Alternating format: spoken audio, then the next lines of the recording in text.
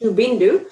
And that is now with COVID-19. The COVID-19 pandemic has obviously created a lot of challenges, but it also created some opportunities in terms of hypertension and stroke prevention. How do you see that? Do you think there are some opportunities that we now have looking at the COVID situation? Thanks, Alta. Yeah, indeed, COVID-19 has created a global health crisis, and that has impacted the way we perceive the world and our everyday lives. Everything has changed. As Sheila just said, even the research protocols are not being, we are not able to carry it out in the way we would have.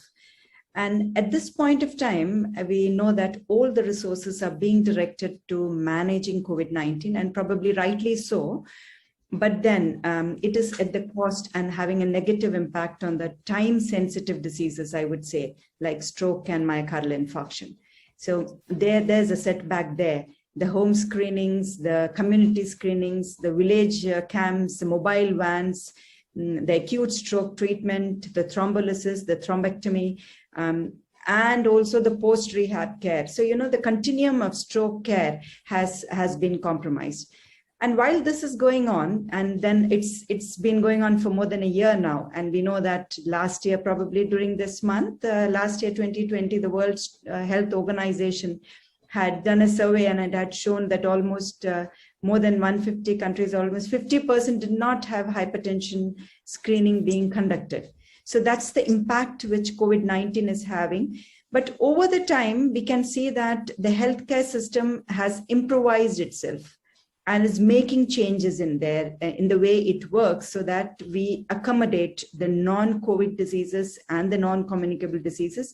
And that has given us an opportunity to learn and probably to extend that care in the post-COVID era as well. And the first thing I would say is that the social distancing. The social distancing brought us face to face with telemedicine. And this existing telemedicine, I would say this panel of discussion which we are having today, I think probably in a pre-COVID era, we would not have had, and we had to be in physical person to person. And this is great to have an expert panel to talk and mingle and get in their ideas. So the social distancing brought in the telemedicine, and we are now introduced to something known as digital health. The digital health, the telemedicine, which was probably caught in the complexity of the regulatory issues, now got a go, and it is being used for the care of patients. And that has solved, I would say, when I look at it from my point of view, from my place here, the rural healthcare, the shortage of healthcare workers at the rural front, where the patient from that area can connect to a person, a doctor, a physician at from the remote area to the center. And even I would say monitoring of hypertension and the other risk factors have become easier now. It will become more easier as time passes, because telemedicine has become a cost-effective. It has become, you can give a personalized health care to the person there. You can get the blood pressure, you can get the diabetes monitored. And as Dan said, that you have a weighing scale, you can see how much, what is the weight of the person there. You can probably connect with the persons with non-communicable diseases and empower them and see that they have the power over their own risk factors. You can get that under them. And technology is being used now, and I think it will go a long way, and it's going to be used in the post-COVID era as well. This COVID-19 also showed us how unprepared we were.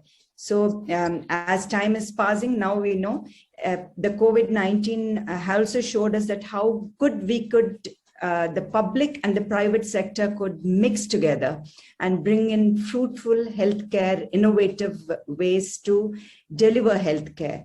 So in the same way, one should probably for the hypertension, for the stroke, the public as well as the private, let us say the stroke support organization in that community area, the community organizations, they should group together, because that's what is going to help. And it's a long way.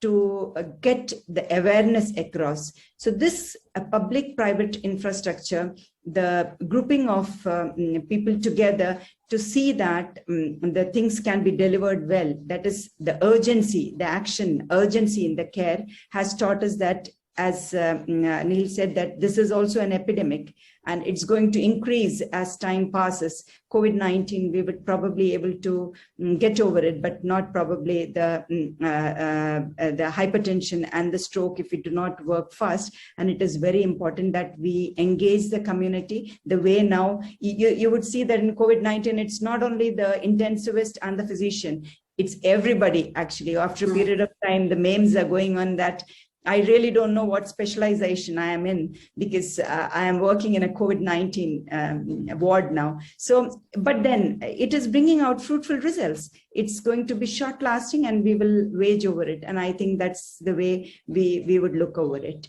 Thank you so much. Thank you, Bindu.